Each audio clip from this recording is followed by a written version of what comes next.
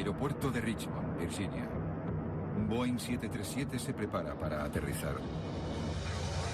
¡Ascienda! De pronto vira sin control. 51 personas pueden estar a punto de morir. Agarramos los mandos con todas nuestras fuerzas. Es el tercer accidente extraño de un 737. ¡Ascienda, ascienda! Se convertirá en la investigación más importante de la historia aérea. ¿Por qué un Boeing 737, el avión de pasajeros más usado del mundo, cae del cielo? Durante 6 largos años los investigadores han estado desconcertados. Podrían peligrar miles de vidas. Nunca puedes olvidar lo que se te ha arrebatado. ¿Se resolverá el misterio del 737 antes de que muera más gente?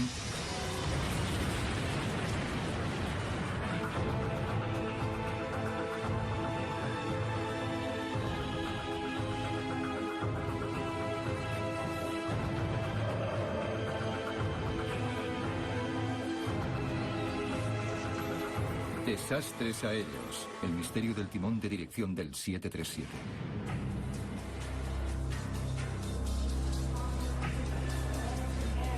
Trenton, 9 de junio de 1996, 7 de la tarde.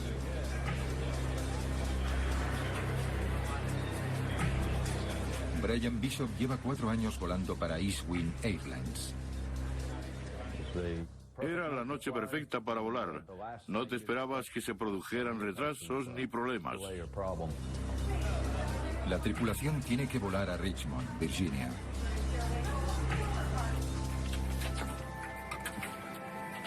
Su avión es un Boeing 737, el avión más solicitado del mundo. Eastwind 517, tiene permiso para despegar. Gracias, Torre. Aquí Eastwind 517, corto. Junto a Bishop en la cabina está su primer oficial, Spencer Griffin.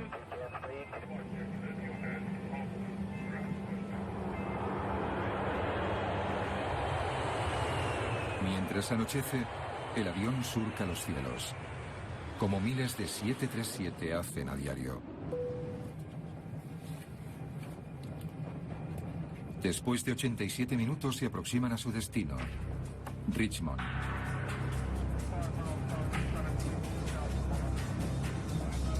¿Le apetece beber algo? Todo parece normal. No había ráfagas de viento. Estaba despejado y había visibilidad. El avión se aproxima a Richmond y la tripulación prepara al pasaje para aterrizar.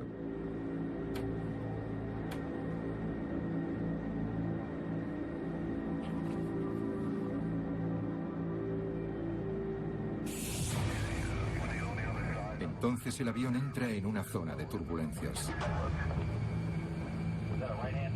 El capitán Bishop manipula el timón de dirección para enderezar el avión y aterrizar. Espera que el avión gire suavemente a la derecha. Pero no es eso lo que sucede. El aparato viró bruscamente hacia la derecha unos 90 grados. Me empujó contra la ventanilla.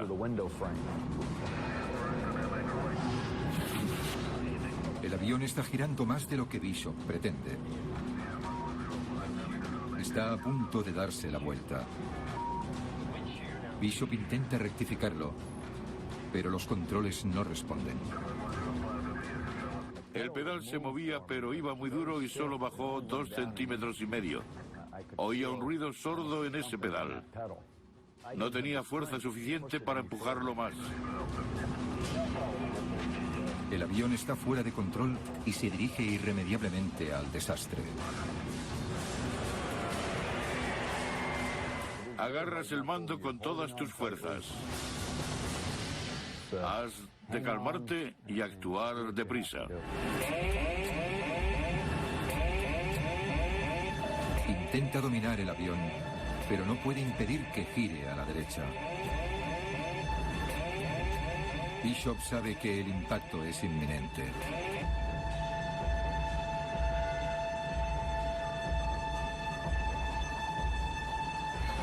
Lo que no sabe es que este problema ya se ha producido antes en un 737.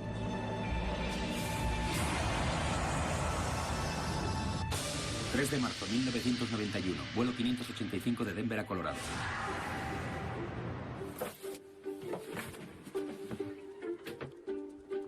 Cinco años antes, el vuelo 585 de United va a realizar un trayecto corto desde Denver a Colorado Springs. Es otro Boeing 737. El avión lo pilotará la primera oficial Tricia Aitson. Es una de las primeras mujeres que vuelan para United. Era el primer vuelo del día y el capitán estaba de muy buen humor. Tenía ganas de llegar a casa, tenía planes para esa noche e iba a librar 2 semanas.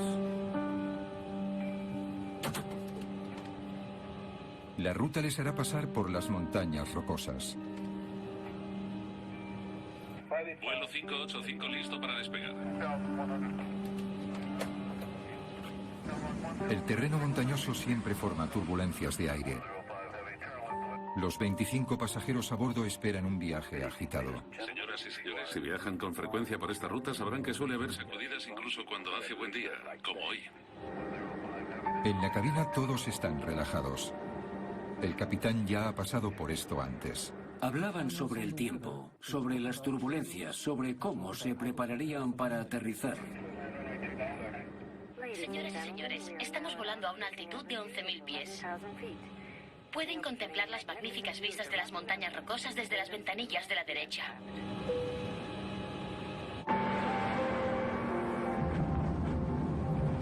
Tan solo 20 minutos después, el Boeing 737 inicia su aproximación final. Nada indica que vaya a haber problemas. Por su propia comodidad y seguridad, pónganse el cinturón de seguridad y no se levanten de sus asientos. La tripulación sabe que el aterrizaje será movido. Siempre es así en las montañas. Para los pasajeros resultaría inquietante. El capitán comentó que siempre había turbulencias cuando entraban en Colorado Springs. La primera oficial propuso aumentar la velocidad a algunos nudos para sortear la turbulencia. De acuerdo, 10 nudos. Va a ser un aterrizaje delicado y se necesita más control. Vuelo 585 se aproximan al aeropuerto de Colorado Springs. Al aproximarse a la pista, había fuertes ráfagas de viento. La velocidad subía y bajaba, la altitud subía y bajaba debido al viento, y ellos intentaban controlarlo. Las corrientes de aire azotan el avión. Los pilotos ajustan los controles. Empieza el descenso. Nos mantenemos cerca de pista 30. United 585.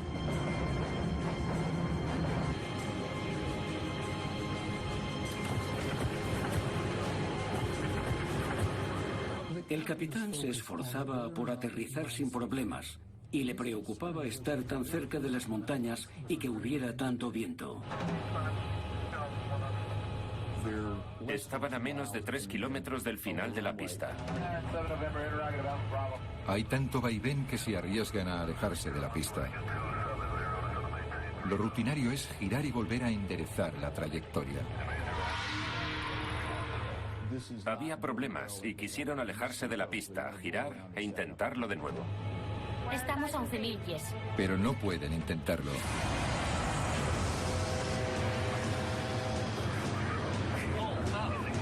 De repente el avión empieza a virar.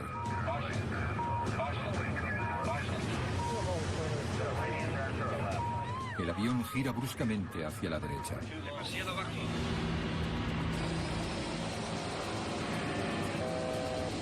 Ángulo de aladeo. Ángulo de aladeo. Los pilotos intentan rectificar, pero como en el vuelo 571, los controles no responden. Ángulo de aladeo. Replegaron los flaps a 15. Flaps a 15. 15. Ascienda. Senda de planeo. Ascienda. Senda de planeo. Empezaron a aumentar la potencia. Pero todo cuanto hacen resulta inútil. El viraje continúa y el avión se está precipitando hacia el suelo. Apenas les quedan unos 6 segundos para que el avión impacte contra el suelo. Senda de planeo, ángulo de alabeo, ascienda. Senda de planeo, ángulo de alabeo, ascienda. Senda de planeo, ángulo de alabeo, ascienda.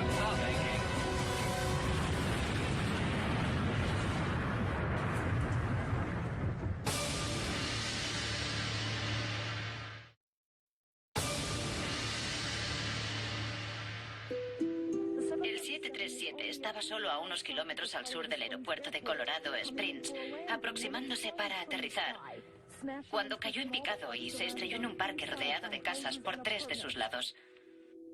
Marzo de 1991. El vuelo 585 de United de Denver a Colorado Springs ha colisionado a pocos kilómetros de su destino. Todos mueren en el acto. Gail Dunham oye la noticia de una colisión, pero ni se imagina que su marido Hal Green es el piloto. Fue un gran shock. Sabíamos que había habido un accidente grave, pero no que Hal iba en el avión. Eso nunca se nos pasó por la cabeza. Su insignia de piloto se dobló a causa del impacto. Nos quedamos destrozados. Yo pensaba que los accidentes aéreos eran algo inusual o quizás un acto divino. Reúnen con urgencia a los investigadores en el lugar del siniestro. Greg Phillips está al mando.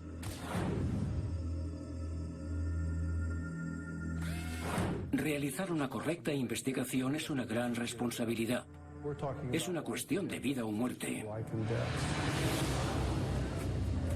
De momento, lo único que sabe es que el vuelo 585 es un Boeing 737, el avión más popular del mundo.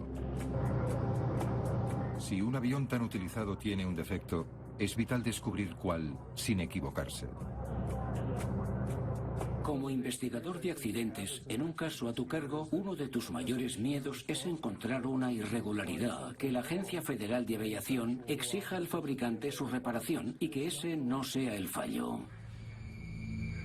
Mientras el equipo examina los datos, un aspecto parece destacar: las turbulencias de aire. Cuando hay viento muy fuerte, como el día que el United 585 se aproximaba a la pista en Colorado Springs, hay muchas turbulencias.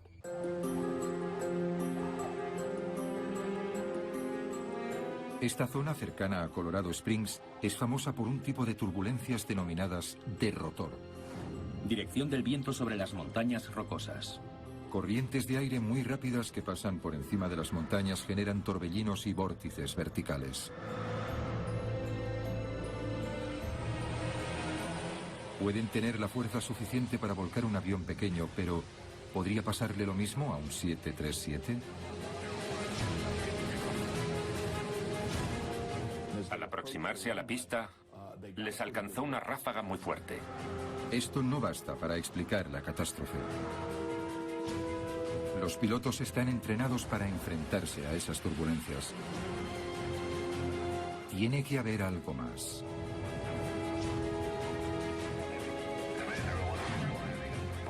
Los pilotos cometen errores siempre que haya personas implicadas en algo. Bien sea pilotando o reparando o conduciendo un coche, puede haber equivocaciones. Aún no se ha creado el ser humano perfecto.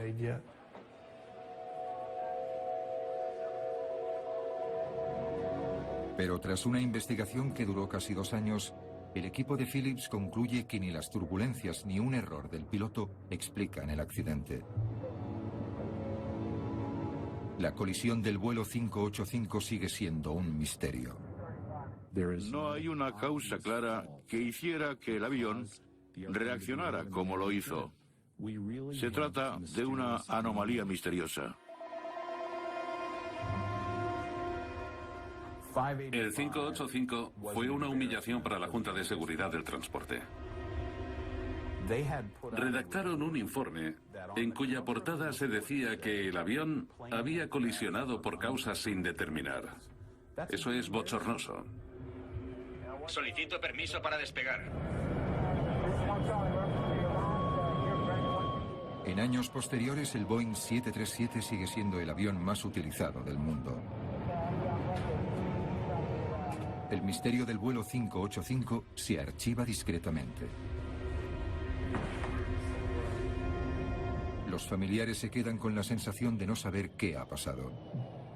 Añoro a Hal, sobre todo en los momentos cruciales. Las graduaciones, las bodas. No pudo ver el nacimiento de sus nietos. Mi perspectiva cambió y ahora soy más consciente de los accidentes aéreos y de por qué ocurren. La mayor preocupación es que sin una explicación definitiva, nadie puede estar seguro de si el avión de pasajeros más famoso del mundo tiene un defecto grave o no. Podría producirse otra catástrofe. 9 de junio de 1996.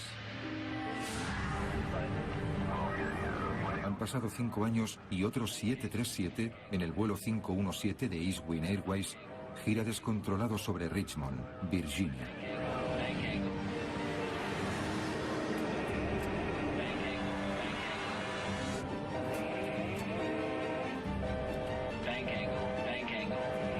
Al igual que el vuelo 585, vira bruscamente hacia la derecha.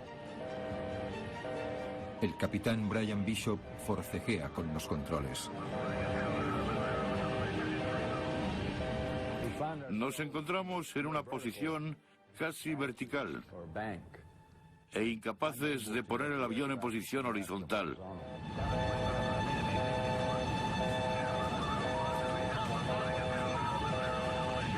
Bishop y su copiloto Spencer Griffin consiguen estabilizar el aparato, pero siguen sin poder controlarlo.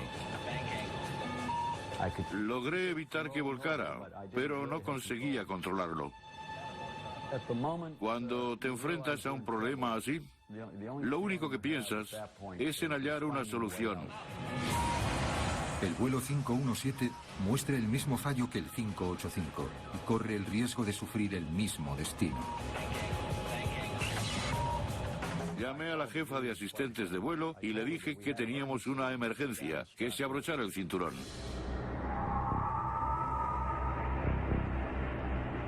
Entonces, tal como se habían bloqueado, los controles del timón se desbloquean. Se desbloqueó él solo. No fue cosa nuestra.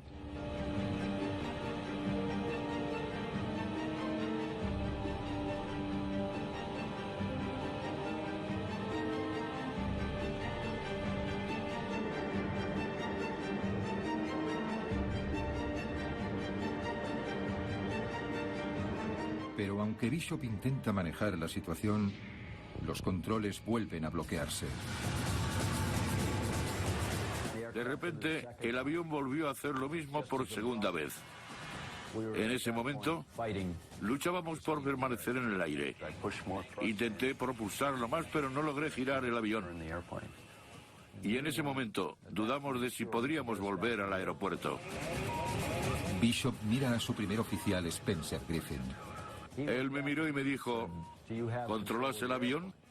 Le contesté, Spencer, creo que no.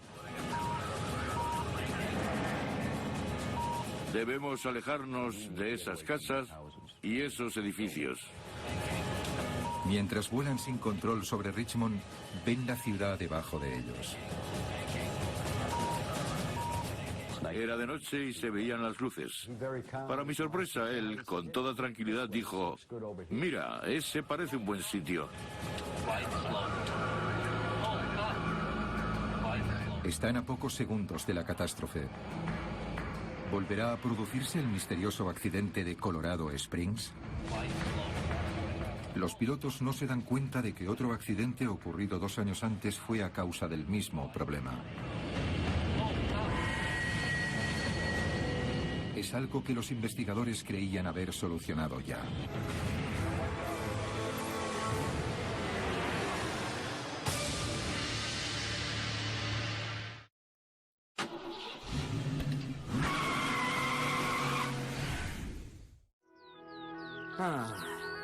No hay lugar como tu hogar. Y cuando se trata de casas, cada quien decora a su gusto. Antiguas, modernas, de ensueño o de pesadilla. En Discovery Max te enseñaremos las casas más peculiares del mundo. ¿Hogar dulce hogar? Más bien, Hogar extraño hogar. Estreno el viernes 13 a partir de las 10:30. Solo en Discovery Max.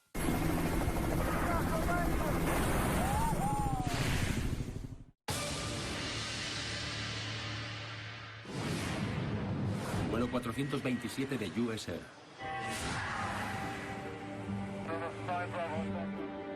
8 de septiembre, 1994. 8 de septiembre de 1994. Lee Weaver vuela de Chicago a Pittsburgh. Vuelve a casa con su mujer y su hija. Mi padre volaba mucho por todo el mundo. Acabaría antes si nombrara los sitios donde no estuvo.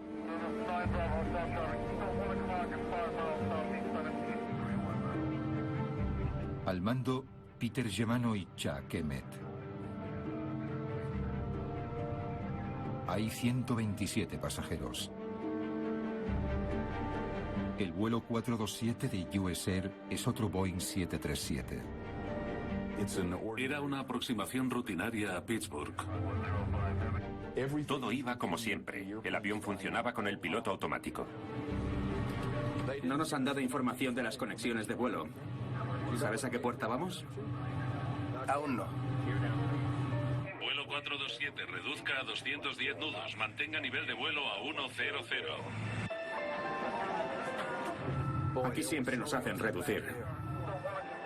Cuando el avión se aproxima a Pittsburgh, el controlador aéreo les dice que se unan a los aviones que esperan aterrizar.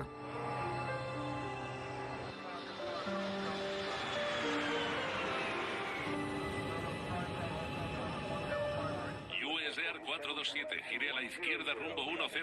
Tráfico entre la 1 y las 2 en punto a 6 millas norte. Jetstream saliendo de la 33, 5000 pies.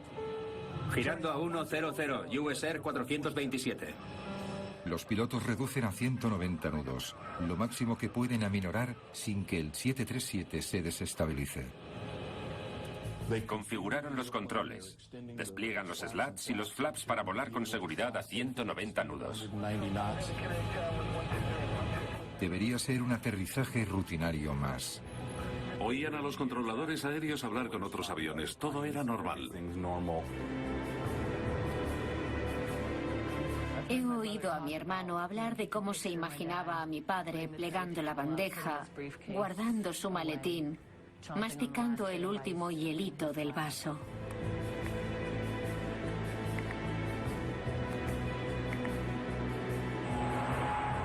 Cuando el 427 se une a la fila, se topa con una turbulencia causada por el avión que tiene delante. Se producen 2 sacudidas seguidas.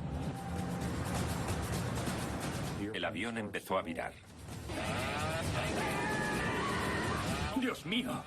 Ángulo de alabeo, ascienda. El primer oficial contrarrestaba el viraje. Demasiado bajo. Pero los controles no responden. Y el avión siguió virando a la izquierda. Ángulo de alabeo. Pasaba algo grave, pero ¿qué? El capitán decía, sujétalo. Ángulo de alabeo. ¡Sujétalo! Sujétalo. De repente el sistema de aviso de entrada en pérdida se apagó. El vuelo 427 está cayendo en picado. No sé qué pasa.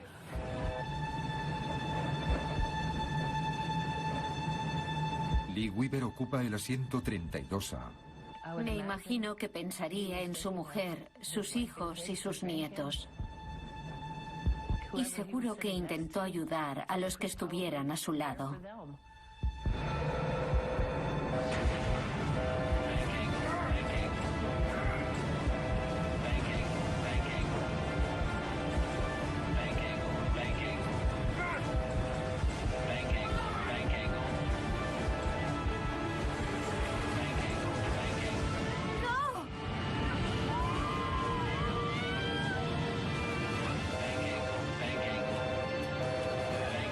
¡Dios mío! ¡No! ¡No!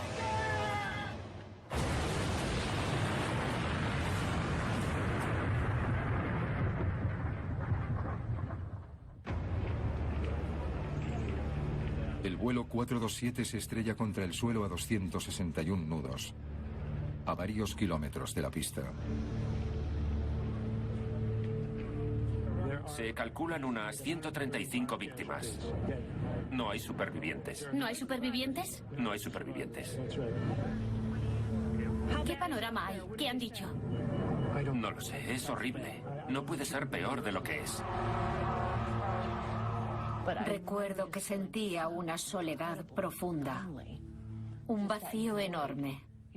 Nunca olvidas lo que se te ha arrebatado y lo que queda es un vacío.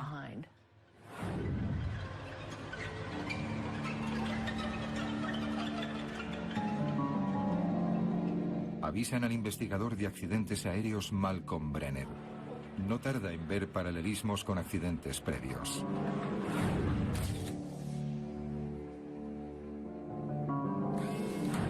La gente nos recordaba lo de Colorado Springs.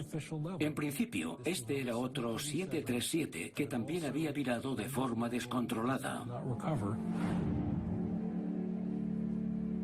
A Brenner le ayudarán otros dos investigadores.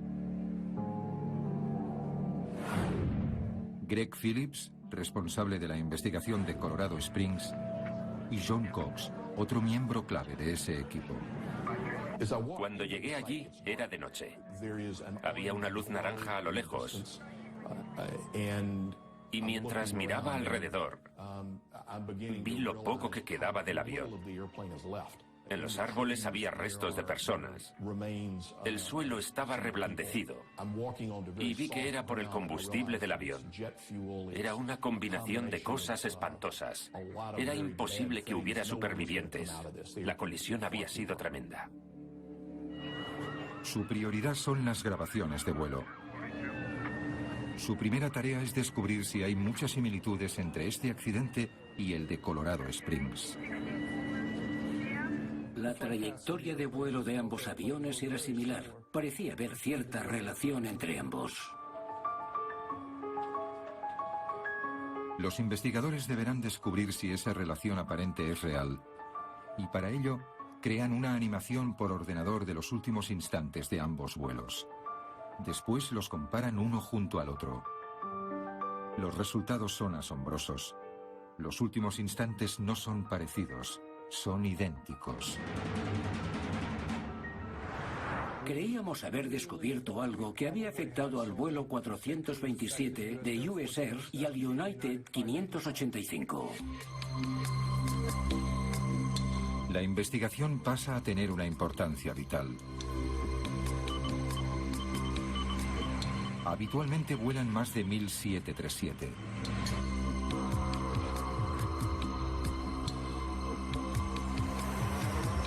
¿Esto es algo que podría afectarlos a todos?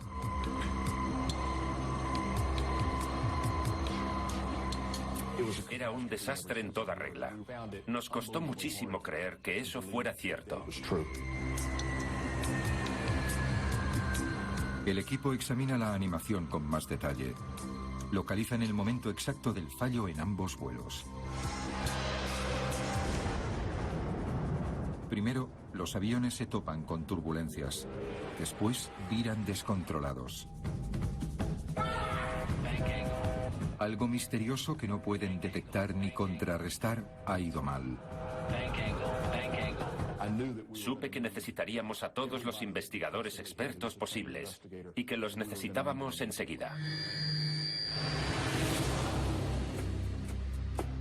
Hay una prueba nueva que examinar en el accidente del vuelo 427. Desde la colisión de Colorado Springs 3 años antes, los grabadores de datos son más sofisticados. La caja negra del vuelo 427 muestra exactamente el estado de todos los controles del avión en el momento fatídico. Uno de ellos les llama especialmente la atención.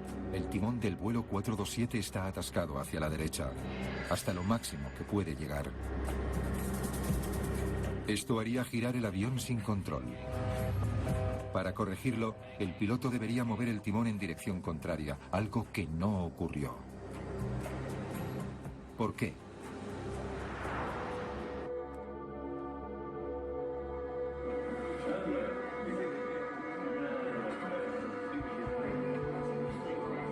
La grabación de la cabina del vuelo 427 proporciona una pista vital. El primer oficial que pilotaba apenas hablaba, pero sí se oían sonidos inarticulados.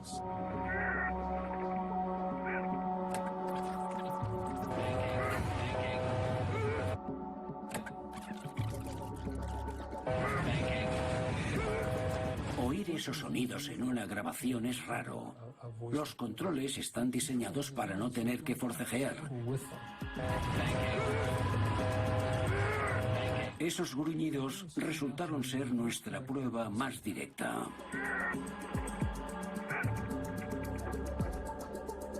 Brenner obtuvo los datos que muestran lo que hacía el avión cuando se oían los gruñidos. Empiezan a oírse justo cuando el timón gira.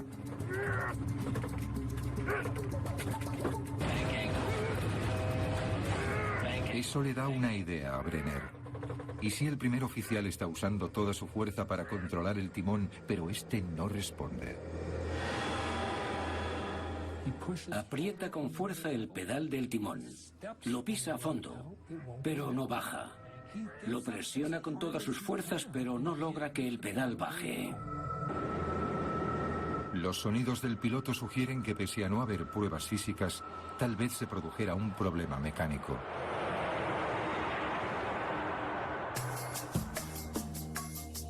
El equipo se centra en el mecanismo que mueve el timón de lado a lado. Se basa en un motor hidráulico y se conoce como servoválvula.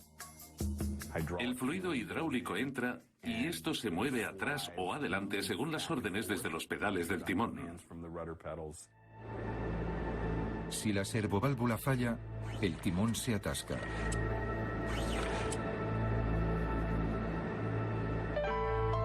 Los investigadores prueban una servoválvula idéntica en todo tipo de condiciones posibles. Pero nunca se atasca ni funciona mal.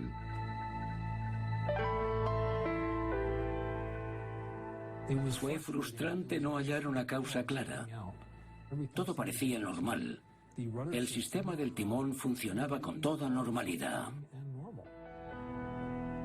Ahora tienen una teoría sobre el accidente, pero ninguna prueba contundente.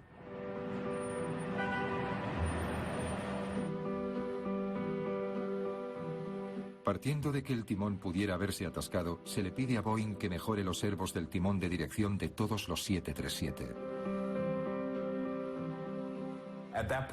La Agencia Federal de Aviación decidió que no hacía falta dejar en tierra los aviones, pero sí que debían hacerles algunas mejoras. Si el problema es el servo, estos giros inesperados no volverían a suceder. Pero resultó no ser así. 9 de junio de 1996, vuelo 517. 2 años después, sobre el cielo de Richmond, Virginia, el vuelo 517 de East Winds Airlines parece sufrir ese mismo problema. Pese a la mejora del servo, el timón se ha atascado y el capitán Brian Bishop no puede enderezarlo, haga lo que haga. Otro Boeing 737 está cayendo fuera de control. Tenemos una emergencia. Bishop teme por su vida y por la de sus 48 pasajeros. Ahí es cuando aparece tu instinto de supervivencia. No me vas a hacer esto.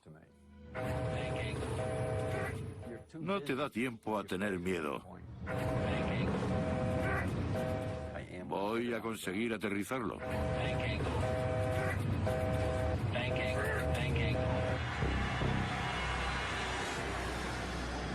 De repente, los controles vuelven a desbloquearse.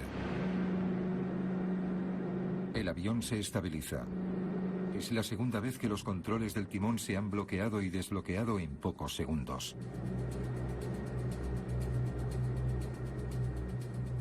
No te puedes relajar, no te da tiempo de poner en orden tus pensamientos ni de reflexionar.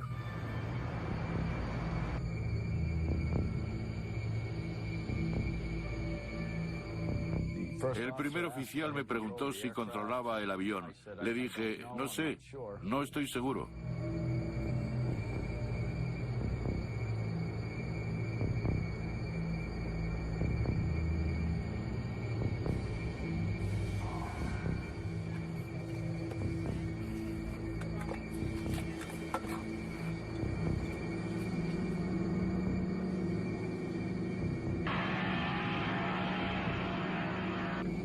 Minutos después, el vuelo 517 aterriza limpiamente en Richmond, Virginia. Esa fue la peor parte y la más larga del incidente.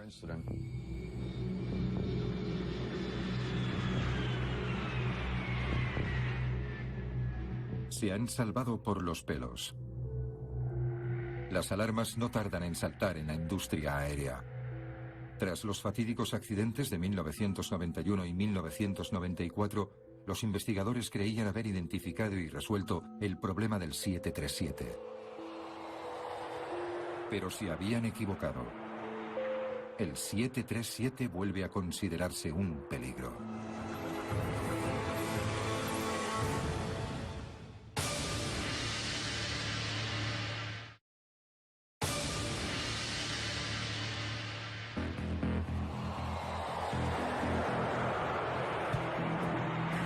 Richmond, Virginia.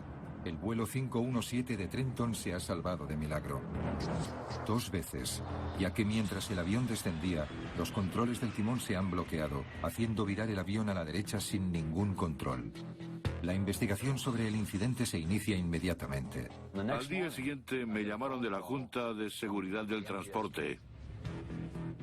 Y me sorprendió, no estábamos preparados para eso. Tras hablar con ellos, supimos que relacionaban esto con los incidentes de United y US Air. Entonces supimos por qué era tan importante. Para los investigadores, esta es la oportunidad de averiguar qué ha fallado. Después de que el 517 aterrizara en Richmond, contábamos con una tripulación, con una unidad de control del timón que podíamos comprobar. Teníamos información de vuelo registrada. Era lo que llevábamos varios años esperando. El aterrizaje de emergencia del vuelo 517 plantea una cuestión. ¿Por qué este se ha salvado mientras que otros aviones no? Había una diferencia crucial: la velocidad. Tanto al avión de Colorado Springs como al de Pittsburgh se les había ordenado reducir la velocidad al ir a aterrizar. Aquí siempre nos hacen reducir. Era entonces cuando los aviones empezaban a virar descontroladamente. Lo lógico sería que el control de alabeo, los alerones, disruptores de sustentación, consiguieran volver a nivelar el ala. Y eso es lo que creían los pilotos. Todos los pilotos del 737 por entonces lo creían, incluido yo. A una velocidad de solo 190 nudos, los alerones de curvatura no funcionan. El vuelo 427 de US Air, como descubrirían después, volaba con la posición de los flaps y la velocidad más vulnerables. 190 nudos con los flaps en 1. A 190 nudos, forzar a tope el timón hará que el avión se descontrole. Pero la investigación revelaría que el avión de Bishop iba a mayor velocidad en su aproximación a Richmond. Volaba a 250 nudos. A esa velocidad hay suficiente resistencia al aire para que los alerones y los disruptores contrarresten los problemas de un bloqueo del timón. De este modo, Bishop pudo volver a controlar el avión.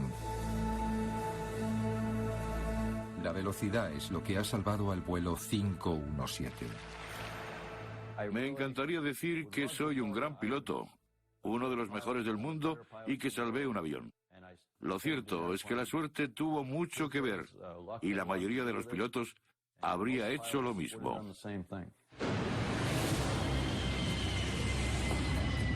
Pero sigue sin haber explicación de por qué se bloqueó el timón.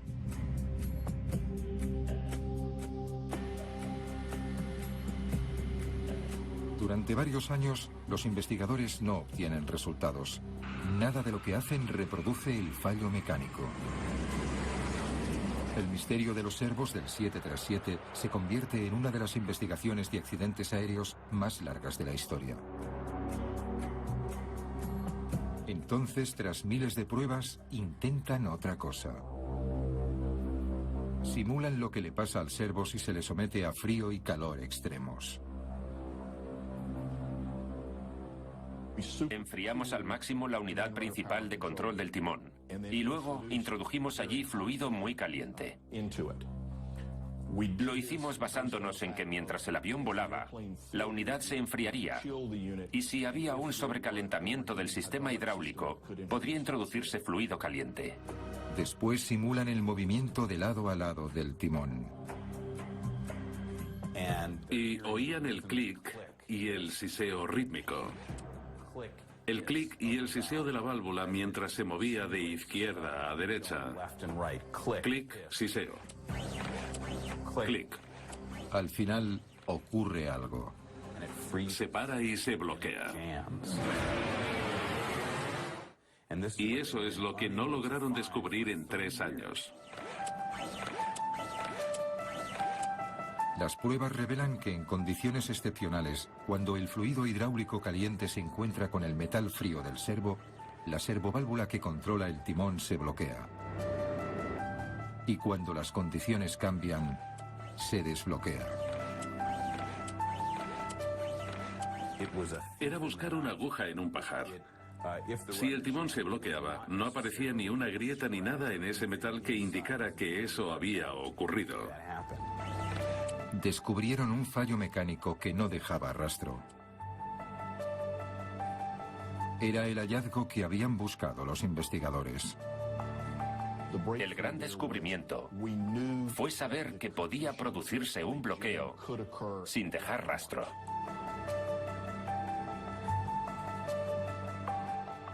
Fue un misterio sin resolver durante años. Fue el mayor misterio en la historia de la aviación.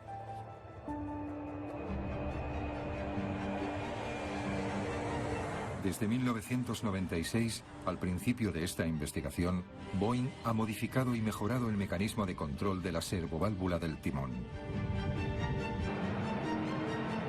Desde el aterrizaje milagroso de Brian Bishop en Virginia, han despegado otros 3.500 aviones Boeing 737. Ninguno se ha estrellado por problemas en el timón.